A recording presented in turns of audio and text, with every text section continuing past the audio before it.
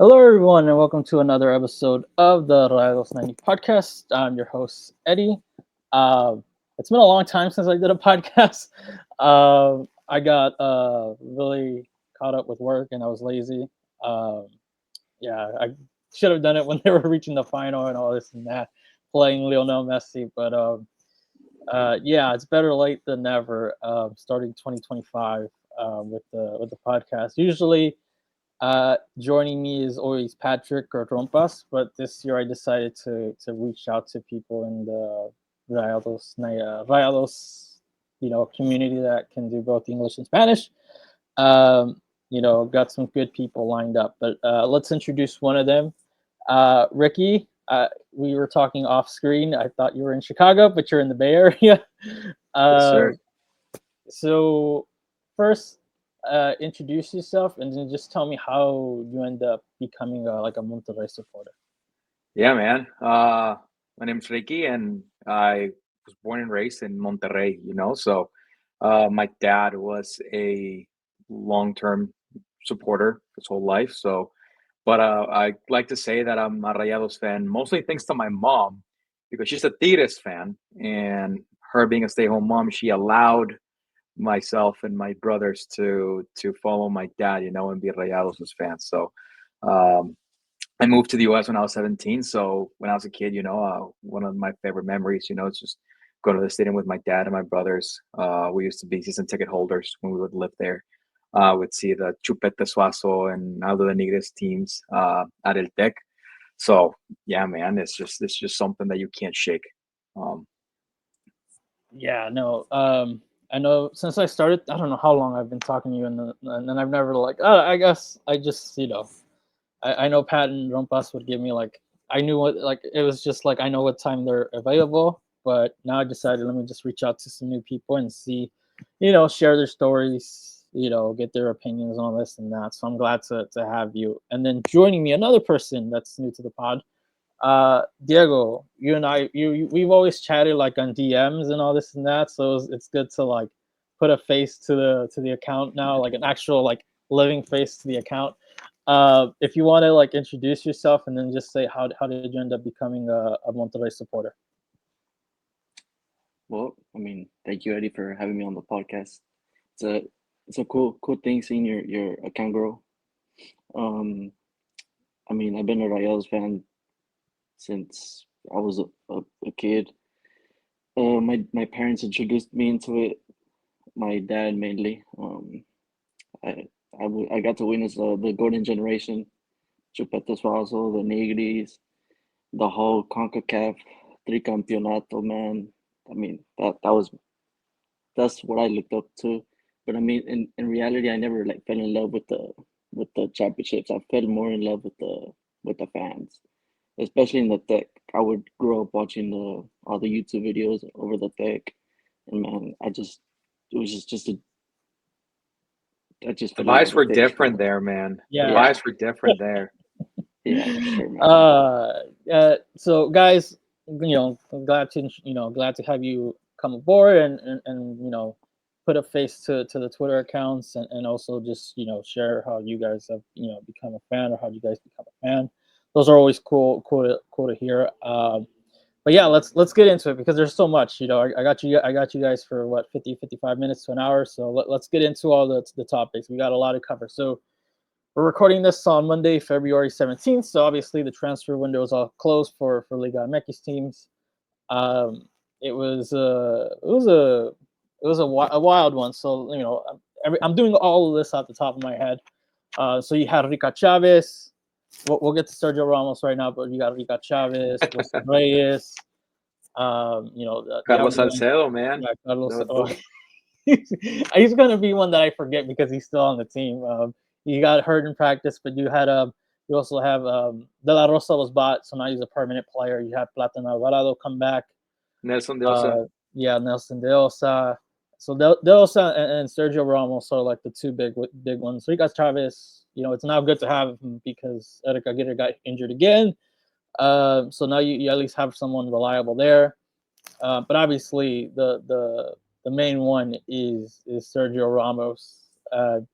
It, it, it's it, it's I don't want to say fell out of the sky, but when Salcedo went down, there were limited options. It was like late the transfer window, and so all they had to do is grab a free agent because I don't think they had enough time to negotiate. I know they had Carlos Well, Genk. I would even say that like Tato has been flirting with Ramos Yeah, for the past like But 6 months, you But know. like it was like there were some rumors.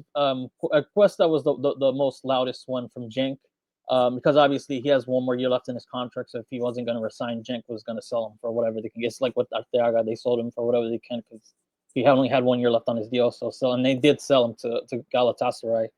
But yeah, they got Ramos on a free agent, 38 years old, 1 year deal. I don't know if there's any type in the contract where it's like if he does hit some incentives, there's There's another one. the rumor also that like he's getting 2% of the jersey Yeah, sales as well. yeah, You know? that's what surfaced. But so let's ease into Ramos, but let's start with the minor ones because obviously the big one, the two biggest needs, at least for me, were finding a reliable number 9 and someone that can start taking the reins away from Hector Moreno, who's getting up there in age, and you need someone that can play that left center back position.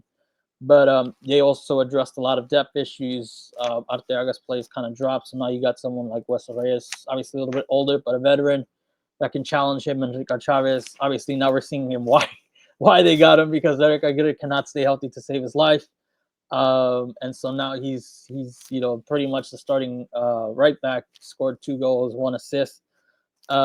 Just with those two guys, let's ease into Ramos. But let's start with the supporting cast, or the supporting cast like Plátano Alvarado. Where did you guys stand when those signings came about? If any of the Rayados90 followers know just how vocal you've always been about needing a striker, man. And I think we all kind of agree. And I felt that like if you were going to sell Brandon Vasquez, which like it was cool at the beginning. It was a really cool experiment, physical prowess, but it just kind of didn't end up working for X or Y reason. So I feel that we were all kind of expecting, and I think that's the most frustrating thing is that De Michelis and Tato just don't seem to feel that that's a priority at all for the team. So, we got Plátano Alvarado, which is cool to have someone that like feels or knows what it is to be in the team, that loves the team, that loves the city.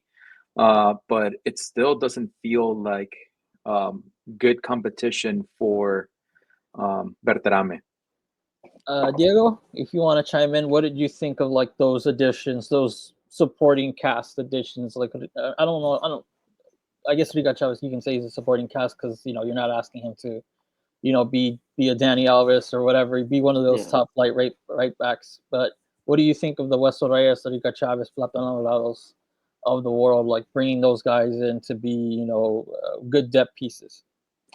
For like Wesley Reyes and Enrique Chavez, I think those are really good pieces. Like for depth, it keeps our starters off their sitting on the couch, like getting too comfortable for the team.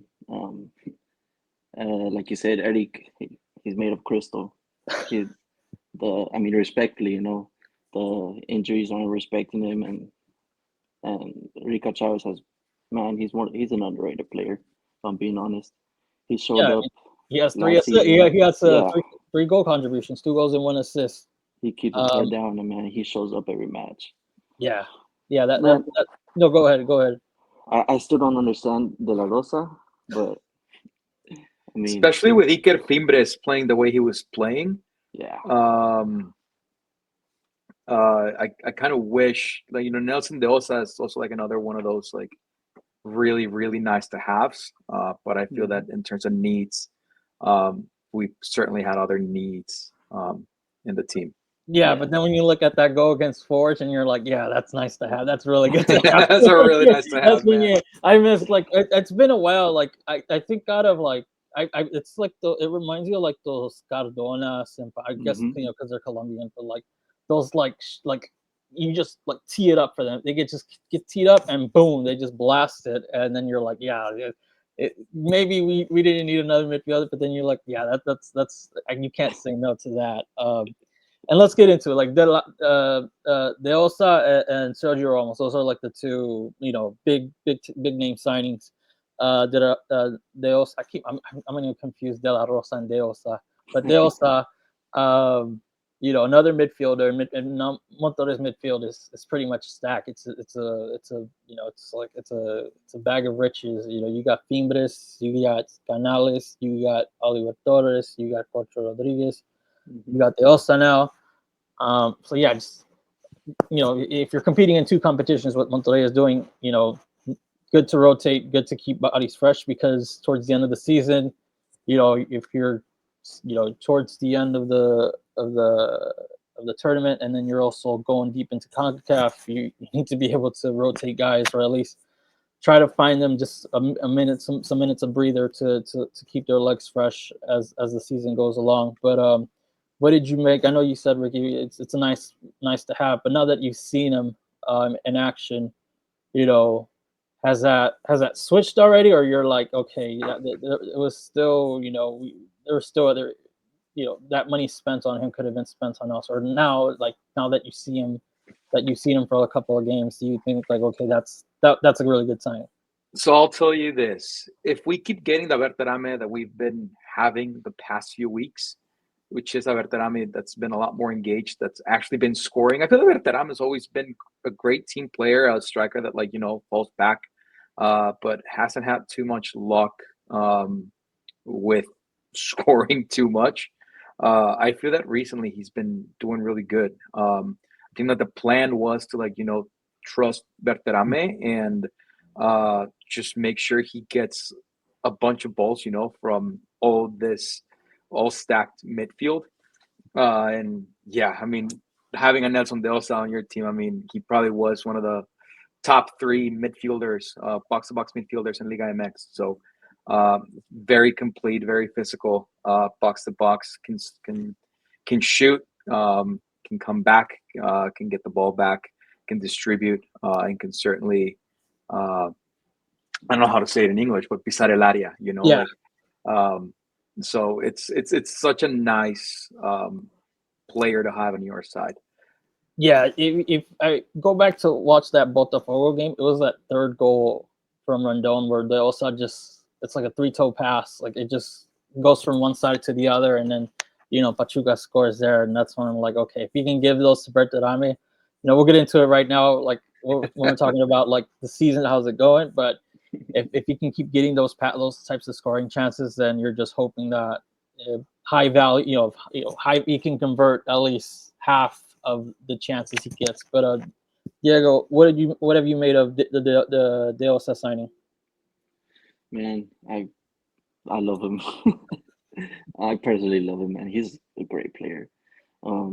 Like you said, he was one of the probably top 3 players last season. He showed it in the, what's it called, the Intercontinental Cup. Yeah. He proved himself there. I believe he was worth the money. He was worth the signing. He was worth the foreign spot, in my opinion. Yeah, because his spot was Sebastián Vegas, who's actually like I mean, I'm not keeping up with Colo, but like at least from what I've read, it's a good start.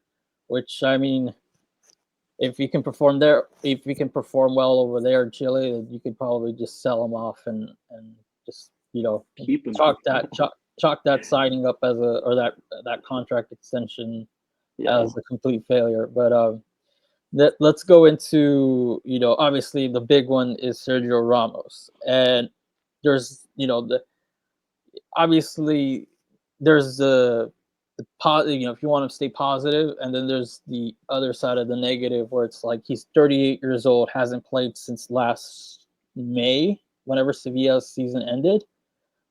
He has had I think Saudi Arabian clubs wanted him. I know Boca Juniors wanted him. I know there was talk about maybe some Brazilian clubs going for him, because you're starting to see like this influx of like foreign players go to like Argentina. Well, Argentina and mostly Brazil. You have Memphis Depay at Corinthians. Granted, Neymar's Brazilian, but now you have Neymar over there.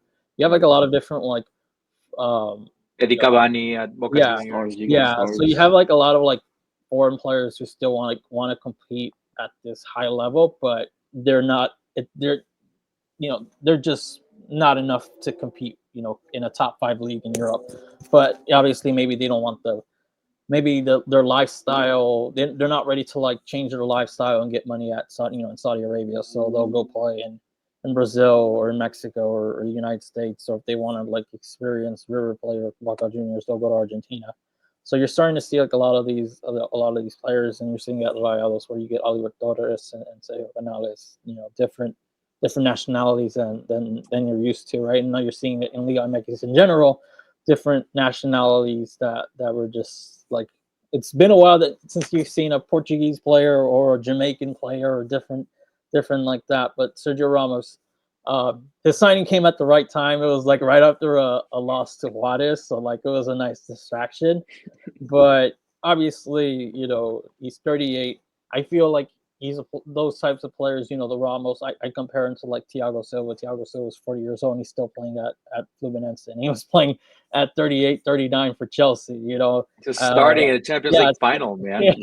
Yeah. So I feel like those players, they're just at another level where they take care of their body, or at least, if you look at Hope, who he's a party person because he's Brazilian, but he'll take care of his body. Like, yes, he'll have fun, but then when it's time to like put the work in the gym and all this and that, he'll take it seriously. So I feel like those types of players, they're just cut from a different level, right? Like we're used to like Mexican players like Alexis Vega or Rodolfo Pizarro not take stuff seriously. Like these guys, it's just a different type of thing where they just invest into their body and they've played at the highest of highs, right? Like these are guys that have played Champions League finals, won Champions Leagues, won different leagues, so these guys just have winning in their DNA. But Ricky, where do you stand on the Ramos signing? Does the age not worry you? Or maybe it's just because he hasn't played in what, 7 months, 8 months or whatever. Where are you with the signing? Respectfully, I just cannot say a single bad thing about this signing, regardless of the age, right? Let's assume he gets injured tomorrow like Carlos Salcedo, and like let's not hope that. And I'm gonna touch wood right now. But there's just no negatives to what he's gonna do and what he's gonna do for the culture. You brought up some really good points, like this type of player, the type of discipline that he has, the way he approaches training, the way he approaches the game, and just the relationship that he's going to build within that locker room. And I just think that the typical Mexican soccer player, like the Rodolfo Pizarros or I feel the culture is just very like laid back, you go, you kind of have like a 20-30% effort in training, you're messing around here and there, and then when it comes to the game, then you kind of play, that's probably how a lot of players get injured, so I want to give kudos to Tato Noriega, obviously not just for bringing Sergio Ramos, but just seeing this culture and understanding that I need to have a culture shift from the previous regime, and that's where the Lucas Ocampos, the Oliver Torres, the Sergio Canales, the Hector Morenos, the Sergio Ramos, all these players come into play, which just have a complete different mentality as to how they're going to approach just the day-to-day. And for players like Iker Fimbres, all the younglings to just see just how all of these guys deal on the day-to-day basis, it's just going to be golden, man.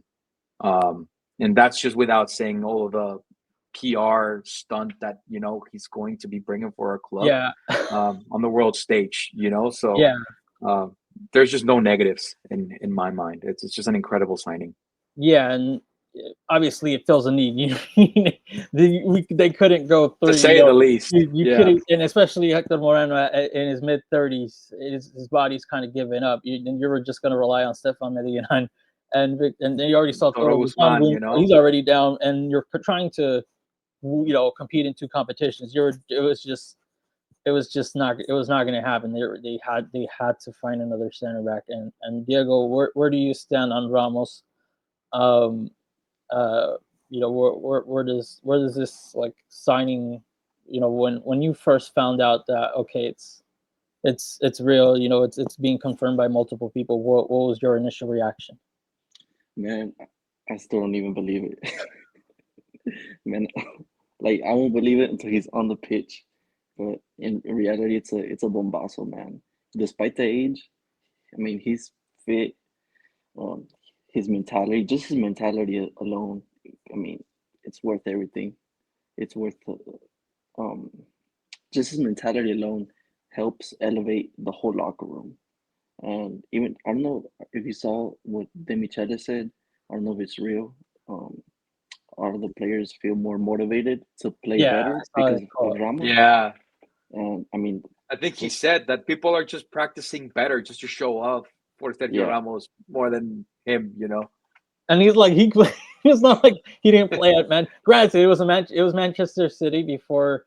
I mean, they were still under they were still under the same ownership, but it's not like the Manchester City now where they won like how many Premier League titles in a row and have a champion. Right. It was like in the early stage, so like, and then he played at Bayern Munich, so it's not like we have a guy that didn't have a decent, really quality career in Europe. yeah. I mean, and like you talked about Thiago Silva. I mean, the man he got to Chelsea what like at 37, 38. Yeah, 30, When 30. Yeah, mid to like, yeah, 35 because he left in 2020, and so like, yeah, it was like 35. And one of the reasons why he left PSG is because they thought, okay, this player is He's still, about to start coming off yeah, a cliff. yeah, he went on to win the Champions League, win the Club World Cup.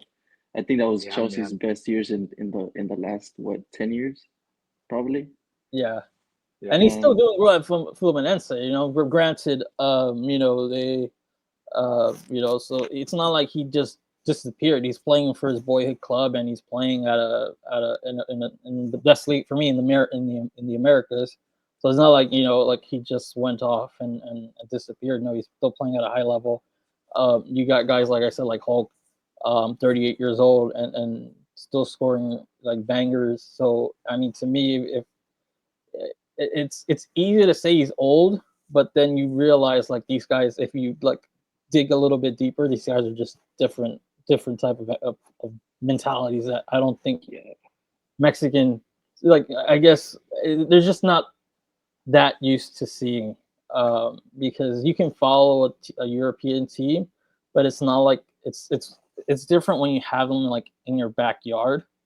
Like I don't know if you guys seen like the Sergio Canales interviews where he's talking about like one of the things that stood out to me is like he uses these glasses that like yeah. that tricks his mind into thinking it's earlier, than it is, so I don't know when the last time a Mexican player said something like that.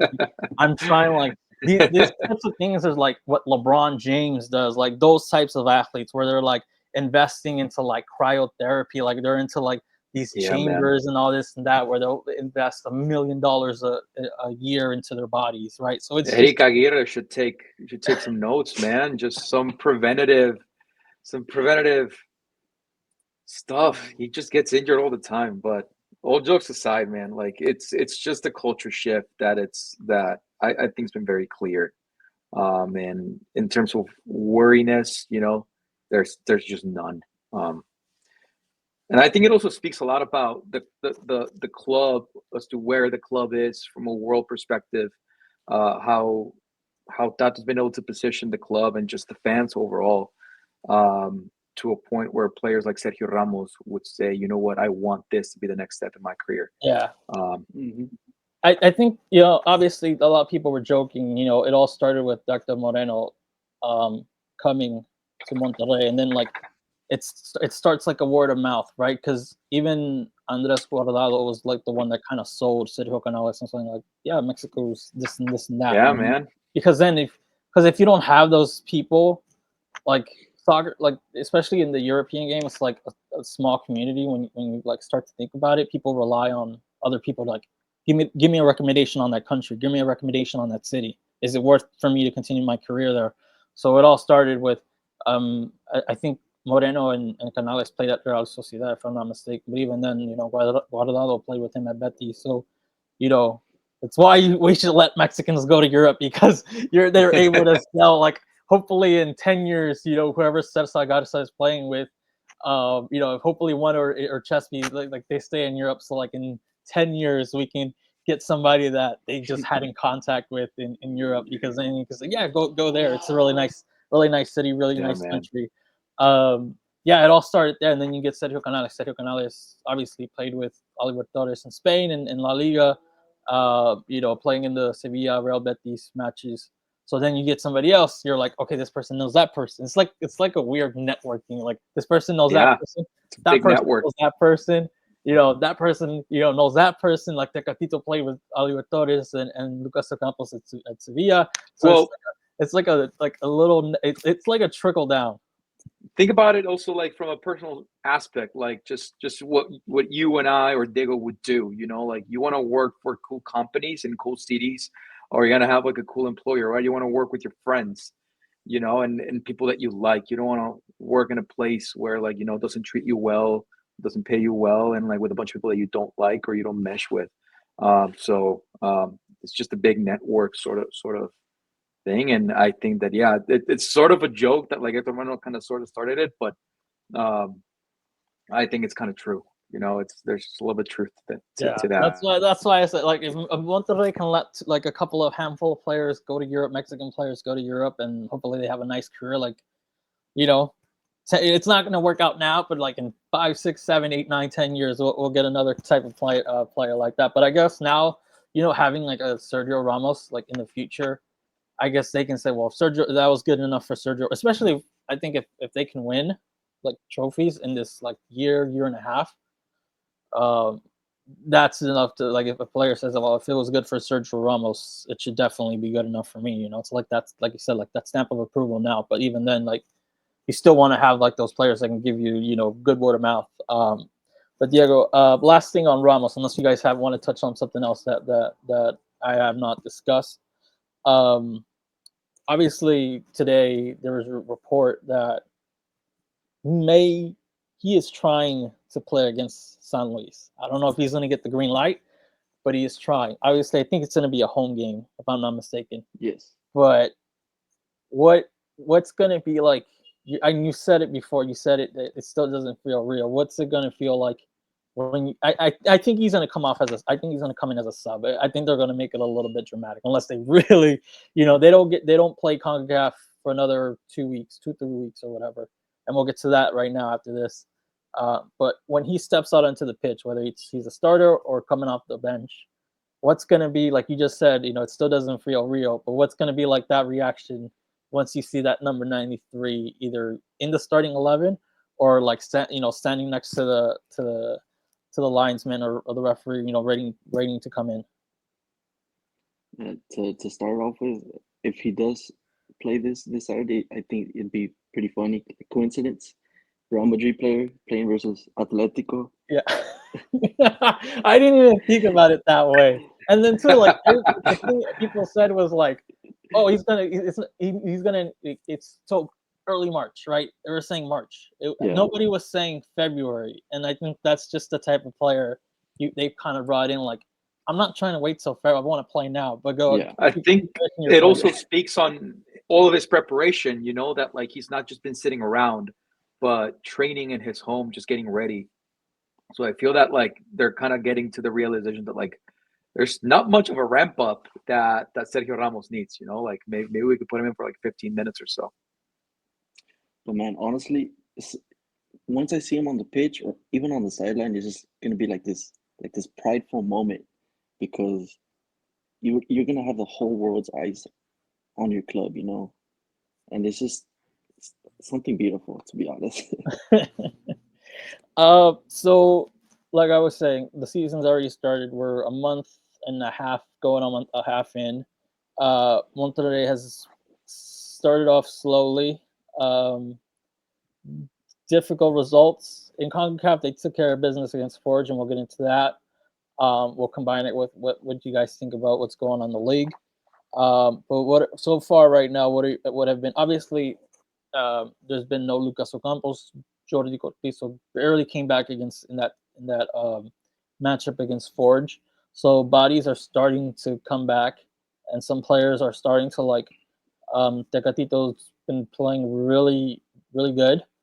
Um, so now you're starting to see bodies come back, and it's starting to get to that point of the season where it's like, okay, you have to rotate. Like you have to keep, you have to, you're not playing against Forge anymore, right? Like maybe you can get away with it playing against, Monterrey has like a weak side of the bracket where they're located on the bracket where your next opponent is Saprissa or Vancouver Whitecaps. Obviously, you want to respect them and obviously you're not gonna you're gonna rotate and keep bodies fresh because you got to think about the long term. You just can't think, okay, we're just gonna keep playing kind of like 2 matches a week or whatever, right? You got to keep them fresh as the season goes along. But it's a weak side of the bracket. Give me your thoughts on and we'll start with Ricky. What's been your feeling about the season, both domestically and as now Concacaf gets started this week.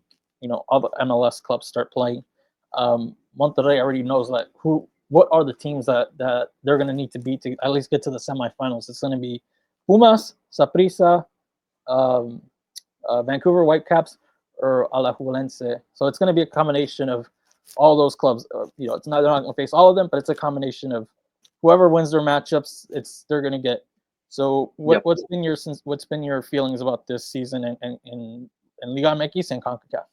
So a little bit of both, right? So Liga MX. What a slow start, and it's like De Michelis. What are we doing? And something that you kept saying on Twitter, like it's right now we only have this one league before we start to have to rotate. You better be winning matches and racking up the points. And I think that not having that big of a preseason because obviously we made it all the way through the final, and then having a bunch of injured players just kind of hindered the team in not a good way. So hopefully, I feel that Cortizo is going to feel like a new signing, because like somebody that would always come off the bench and just be a great added player for the second half. I'm excited to see him back. It feels that we finally signed the Tecatito that we actually wanted, that we thought we would sign. It took him a while to get there, but I feel that he's starting to feel like himself again. And then in terms of Champions League, I hope Tato talks to the Michelis and just like it's like you have to understand like this is our competition, and this because we won this competition and because we're in the Club World Cup is the reason why we were able to sign players like Canales, like Oliver Torres and like Sergio Ramos, because it's such a big selling point. Like we're in the biggest stage, we're the Club World Cup. We're going to be playing against, all the champions teams and in this new big format. So you have to put a lot of emphasis. So I feel that the teams in our bracket, obviously you can't say that they're all on paper really winnable. But I feel that a club like Monterrey should be able to just get through and just start thinking, just let's get through this, like you should be thinking of semifinals, and how we're going to manage that towards the end, and not get injuries. You got to get some type of revenge from last season, man. It's I think I don't know if it was the CONCACAF broadcast or like the through the NF broadcast or the Fox broadcast that I saw. Like usually, I think what is it? More often than not, Monterrey wins this competition whenever they're in it, right? And Right. so, like last year, it kind of felt like a gut punch, and they kind of Monterrey's kind of taken like a step back in terms of beating up on MLS clubs. Like under Tan Ortiz, they lost to. I think they lost more than they won against MLS clubs. Like they lost to. I cannot Columbus. stand that man. Oh my god. They lost to Columbus. They lost to. Granted, it was like the third place in Leagues Cup, but they lost to Philadelphia. They lost to Nashville. They lost to Austin FC, and I think they only beat They beat Inter Miami, Seattle Sounders, and Real Salt Lake. So it was like a 500 record. Even then, Monterrey won. Like they beat up on with Diego Alonso. They beat up on Sporting KC. they beat up on Atlanta Yeah. United. Then under Vasco, they beat up on Columbus Crew. So like even with these managers, they were, they're not the most offensive minded managers.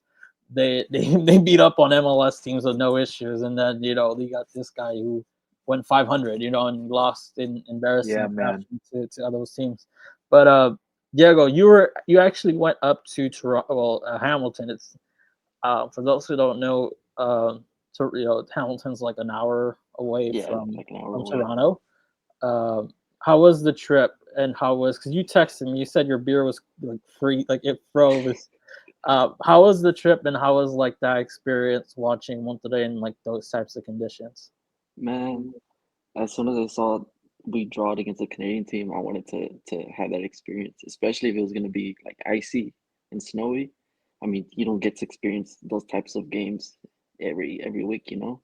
Yeah, no, that you Um, only get that for outdoor hockey or in the NFL. That's the only the only sport you can Some get that. Chicago Bears or Yeah, Chicago Bear games in Chicago, man. yeah. yeah, and it was a cool experience. We kind of did it like a European um away days. We flew into Detroit, crossed the border. We got on a train from the Canadian Actually, that's border. not that. That's not because like you're not paying for a international flight. Like that's like not. Right. That's actually Smart. pretty smart because you're flying domestically, so you're Yeah, not going to get that extra charge for flying internationally. You go to Detroit and hop over the Canadian border. yeah, we caught a train up to Hamilton, which is like a 3 hour ride. And I mean, it didn't feel that bad, but it was a really cool experience. It was super cold. I think it was like 10 degrees, 15 degrees.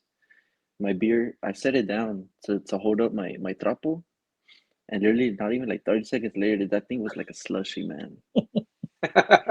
And at halftime, I swear, everybody went into the restrooms. So, you know, the blow dryers, Yeah. everybody had their hands under there, had their feet under there, trying to warm up. It was funny, man. How much Tim Um, Hortons did you have? How much Tim Hortons did you have? Like, can you remember how many times did you have to go visit Tim Hortons to like? Because when I've gone to Toronto, like I have to like no I have to, if I use an Airbnb or a hotel, it has to be near Tim Hortons just so I can go get something warm. Especially if I go like I don't go past this. Like that's why I was like you're brave because like my friend lives in Toronto and I've told her I'm not gonna go. It has to be March and down. Like I'm not going when it's like January, February because it's not, that's a no for me. But how many times did you have to visit Tim Hortons? well, I went with my mom and she loves coffee, so we were there at least like 6 times in those 2 days that we were there. How many But layers were you wearing at the game, man? dude, I had like two leggings, like thermal pants, and then I had like some sweats under, and then I had some like baggy jeans over, and then up top I had like 3 layers, man. It was How crazy. many socks? I had one. That was my only mistake. My Yeah, feet were man. numb. My feet were numb. And how was it like interacting? Before we go back to this, to the seasons, how was it like interacting with like Forge fans? Man, they were cool. I talked to a lot of people, and I wasn't aware of how new the Canadian Premier League was. I think it's like 7, 6 years old, and supposedly Forge is like the top winner for that league. But I mean, all the Canadians there, I mean, they're really nice, and surprisingly, most of them live like an hour away. Like, there's not that many local guys that actually live in Hamilton. The ones that I talked to were mainly an hour away. But And just give me, and we'll start with you, Ricky. What were your overall thoughts in that match against Forge? So those two legs. Give me your overall thoughts. What did you take away? That's important. Other than the thumping that they gave them. What are things that you take away when you start looking over to the next phase, which is going to be either against Saprissa or Vancouver Whitecaps? I take this as a match to start building momentum, right? Like on paper, you knew that Forge was a team that, it's relatively new, that they're not great players, especially to the caliber that of players that we have. We needed to win an aggregate 5-0, which is exactly what we did. Um, and I think that one of the most important things is nobody got injured as well. So it's a massive W for that. So uh, I think we're right on track. We played the way we needed to play. We were conservative when we needed to. I loved what I got to see from Mochis as well. And that's somebody that I have as one of my surprises for the league as well. But before we get to that, it was just the game that we needed to play, the score that we needed to have, and the right momentum to start getting us thinking into the next match. You, Diego, what's one or two things that you take away from the matchup against Forge? I mean, I 100% agree with what Ricky said. I mean, it's a building moment, especially after the past month that we've had in the league. I feel like it really helps boost our players, give them confidence, and I mean, it's our tournament. We gotta show up. And okay, guys, who do you think is going to be the next opponent? Is it going to be either Saprissa or Vancouver Whitecaps? Ricky, I hope it's Saprissa, and I'll tell you this much: I have a couple of friends that are Costa Rican that are like just as I'm a Monterrey fan, they're Saprissa fans. The first Rayados game that I ever went to was at Tecnológico. It was a Concacaf Champions League game, and it was against Saprissa semifinals, and we lost that game. So playing against Saprissa just has like this little extra personal motivation for myself. So I'm a fan every time we play Saprissa. And you, Diego, who do you think it's going to be? Is it going to be Vancouver Whitecaps, or is Monterrey going to go to another? Are they going to have another trip to Canada? Except this time it's going to be to the West Coast, or are they going to Central America? I'm hoping it's Saprissa. I mean, they've already started the league, and they're more in rhythm than the Canadian teams. Vancouver is part of the MLS, right? Yeah, MLS has just started their season. I'm hoping it's Costa Rica. That'd be fun. It's warmer. I mean, the Vancouver does play. I don't know if they're going to be able to. When they played Tigres last year, I guess they scheduled they play in a dome. So they went to like an island, right? They went to Vancouver Island, because they scheduled something for that week or whatever, and so they had to go play in another. So like, I don't know, they might do that where it's like, we'll get Monterrey to play outside. When it comes to like the national teams, they'll always put Mexico to play them in the cold. So I don't know, maybe they'll do the same. But yeah, they should play in the dome. But if not, then they'll play outside, and that's where it's tricky, where it gets cold. So speaking on that topic, I mean, we have a concert, right, for Shakira. That's what I've seen. So yeah, I don't know what's gonna happen there. I think they said if Monterrey,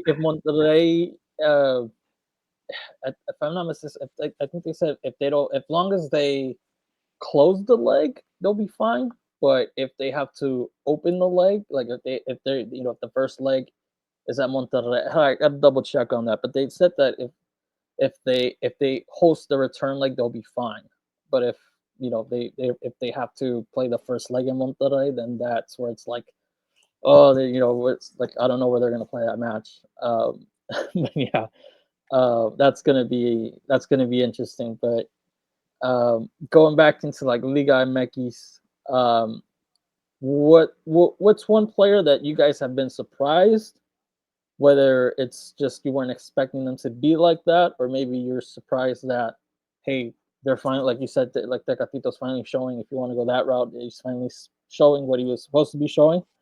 And then somebody that's kind of like disappointed you, whether it's through just because like Eric Aguirre is injured again, or just to poor form. What's one player that you've been surprised, or just like how they've been performing? Because I think the consensus is that Sergio Canales right now is like, he's the engine. He stirs everything. Like, sometimes if you feel like if he wasn't on this team, who knows where we would be, because he can drag us. He can drag us to, like, you saw that game against Juarez. Like, it was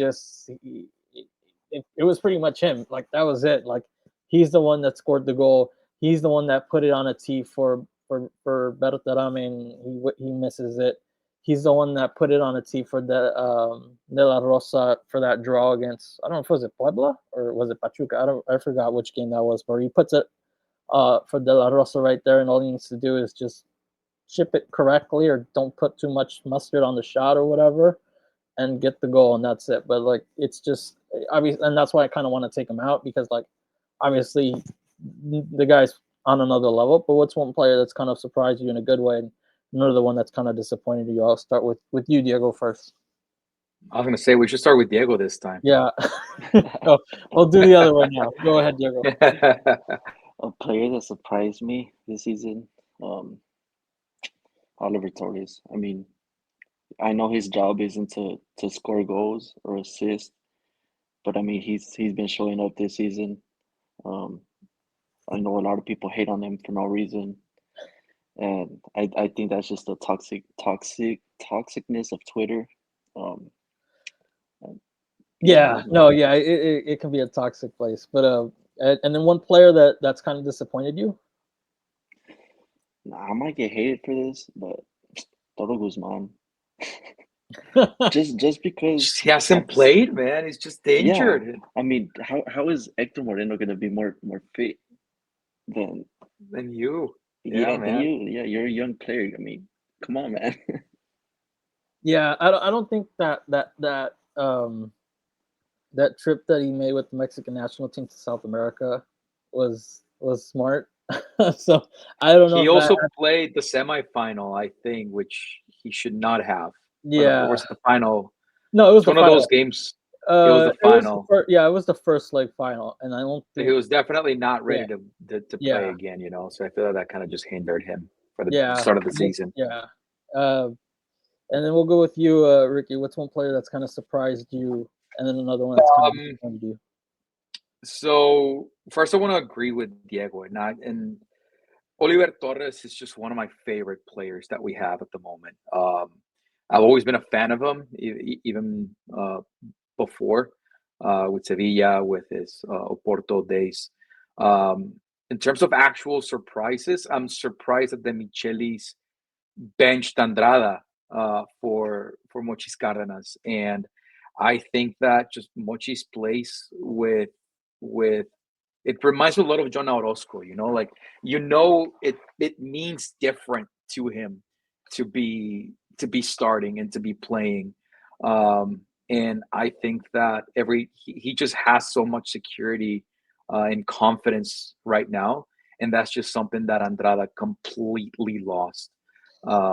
So I'm just surprised that the Michelis actually went ahead and made the switch, and let's hope he sticks with it, because I'm also happier with Mochis behind our goal. The goalkeeper is going to end up being Mexican, whether Mochis succeeds or not. It's all going to come down to who's the third goalkeeper, the U23 guy. Yeah, Cesar Ramos. He seems that he's awesome. I would love to see him. He's played well for the U23 team. There was a viral clip that was going on. Where he goal kicks, all 3 penalty kicks. Yeah. I seen that clip. I gotta look him up, but I feel like obviously FIFA is giving teams in the Club World Cup like 1 week to add at least one more player. I know Al Hilal is really going to use that window to get Mo Salah. That's what I read, that they're going to push to get Mo Salah in that window so they can take him to the Club World Cup. I think Monterrey really much just, unless it's a major injury that they have to get cover, that has to be used for the number 9 spot. And I feel like if you're gonna remove a foreign player, it's Andrada's kind of played his way into that being one of the first ones that you kind of have to move on from. But what's one player that's kind of disappointed you? I know you touched on what surprised you. What's one player that you've kind of been disappointed in? Or unless you want to go with Andrada too. You want to go 2 for 1. Arteaga has been kind of disappointing, man. And I feel that that's kind of the reason why they brought Hueso Enrique Chavez, it's because it's just for some reason, our managers don't seem to love Stefan Medina as much as us fans do, and play him. We'll see if he's one of the sacrificed foreign players, but I feel that Arteaga was getting a little bit too comfortable, not really going back and doing his defensive duties.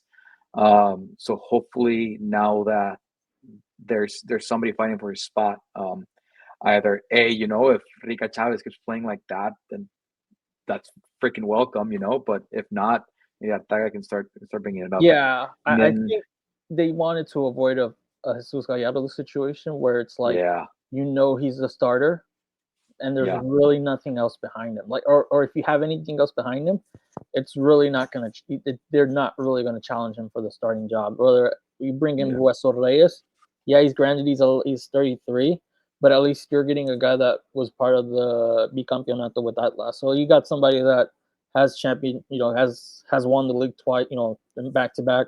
So you're not just bringing in and telling the a 20-year-old kid, hey, try to beat this guy that has European experience. Try to beat him for the job. No, you're bringing a guy that has won in Mexico. That can actually threaten him. That can actually threaten him. So that's definitely I think they just wanted to avoid a Jesus Gallardo situation where it's like the guy knows he's a starter and there's not really else you can do, and that becomes like like you said, a too comfortable position for a player where they know they're not being threatened by anybody to lose minutes.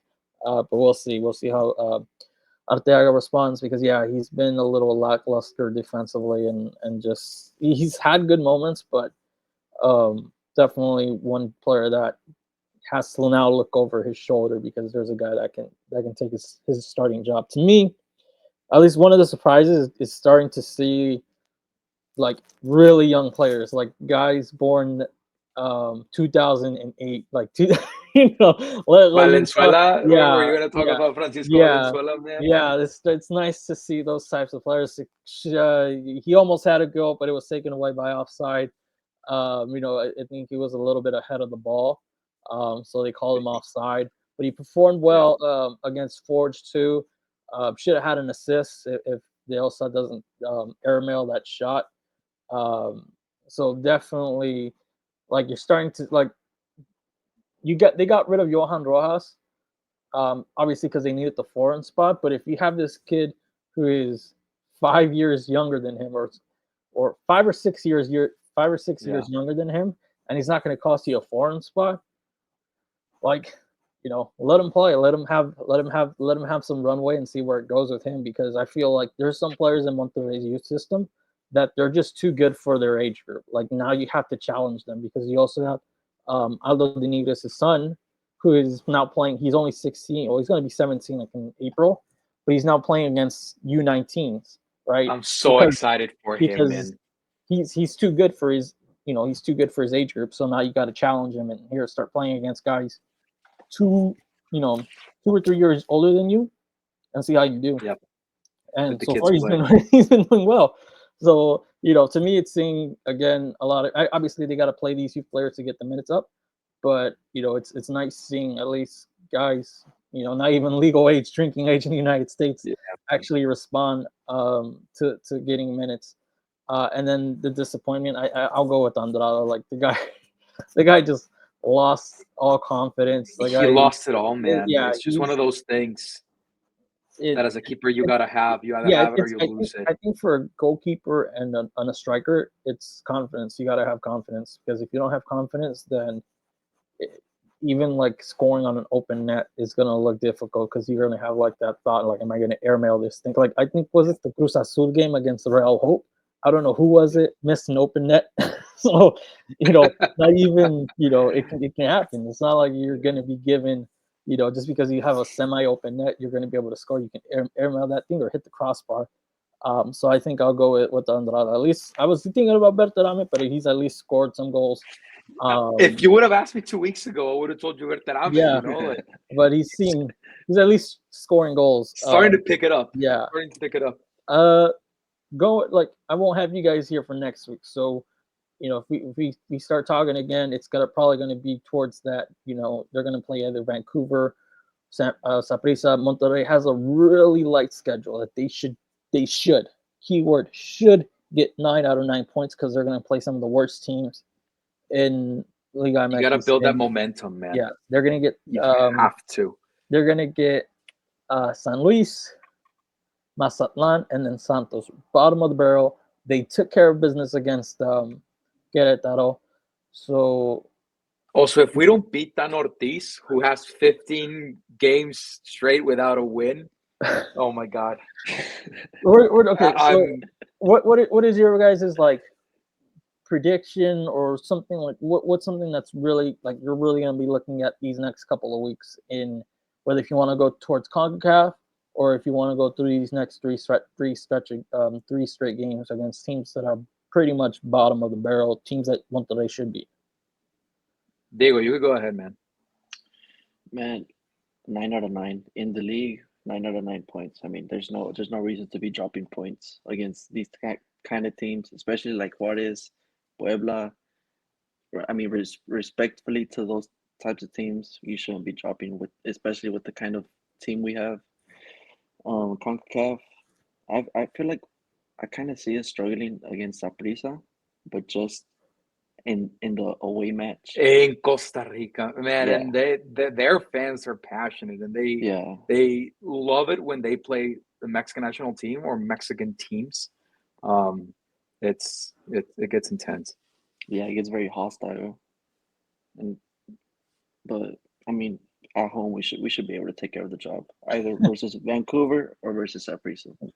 Ricky, what are you looking for, or what's something that you're going to be looking for? So what needs to happen, and I'll put a framework. Like it's so easy to say just 9 or 9 points. Like obviously we need to start building momentum, especially because we didn't build it at the beginning of the season.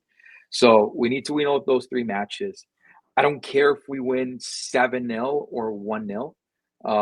I would consider it a win if we get out of there with rotations and nobody injured. I think that as long as you're keeping your defensive block and keeping your goal scoreless, that no one scores in our goal. You got to keep a good defensive block, and then making sure that start playing Iker Fimbres again.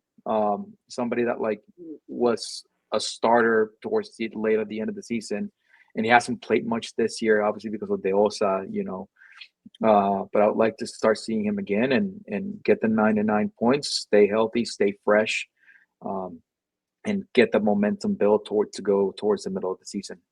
What about you, Eddie? Yeah, I think getting those they have like that was my issue. Like they had January to like stockpile points, and they didn't do that. They kept dropping points, especially teams like Puebla.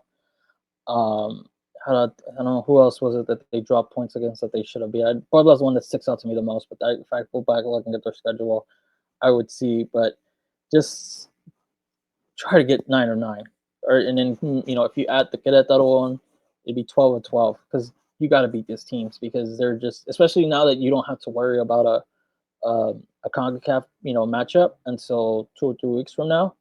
Like really, you try to get these points because then, granted, like we've talked about, Monterrey's bracket is pretty on paper as we were saying, like it's pretty weak. It's not like the most challenging. We're not going to face Miami. We're not going to face a Columbus Crew, even though Crew lost Cucho.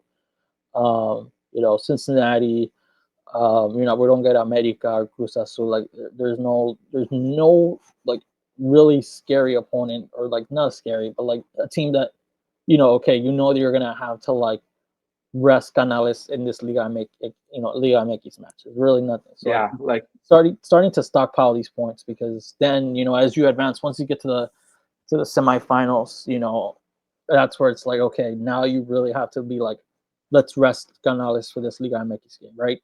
And maybe you have to settle for a draw. Maybe it's like we're playing against, I'm just trying to spitball like Cruz Azul or whatever, like a team that's it's formidable. Cruz Azul or America. Yeah, we'll take a draw. Like we'll take a draw because we're resting most of our starters to prepare for the semifinal. That's where it's like, stockpiling points against teams that you should be beating is like where it comes in handy.